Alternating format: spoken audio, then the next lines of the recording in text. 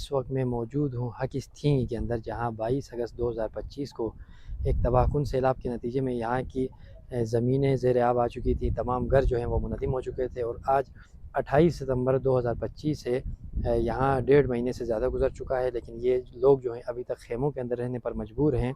और सर्दी का मौसम शुरू हो चुका है, यहाँ पर सर्दी पड़ रही, और ये सर्दी के मौसम में बग़ैर बिजली और बग़ैर सहूलियात के ये लोग आज खेमों के अंदर मौजूद हैं। और मेरे इस जानिब जो इस वक्त ये आप देख रहे हैं, ये इस इलाके की मस्जिद है। इस मस्जिद के अंदर ये लोग नमाज़ पढ़ते हैं और आज यहाँ पर तबलीगी जमात वाले भी आए हुए हैं और जमात के अहबाब जो हैं यहाँ पर दीन की बात कर रहे हैं और लोगों को यहाँ पर अल्लाह की तरफ मुतवज्जह करने की कोशिश कर रहे हैं।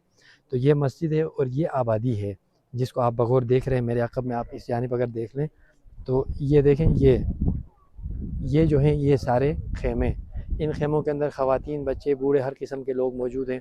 और इस तरफ देख लें, पहाड़ के तहत निगाह जो है वो खेमे ही खेमे हैं और इन खेमों के अंदर ये लोग ज़िंदगी गुजारने पर मजबूर हैं। इस मौके के ऊपर इंतहाई अफसोस के साथ कहना पड़ रहा है कि हुकूमत की जो रिलीफ़ स्कीमें हैं वो ताहाल यहाँ पर नहीं आ सकी और लोगों की बुनियादी सहूलियात जो हैं वो उनको फ़राहम करने में हुकूमत अभी तक नाकाम दिखाई दे रही है। मुखिर हज़रात इस मुश्किल की घड़ी में इन हज़रात के साथ खड़े हों और ज़्यादा से ज़्यादा इन हज़रात की जो हैं वो मुश्किलात को कम करने में अपना किरदार अदा करें।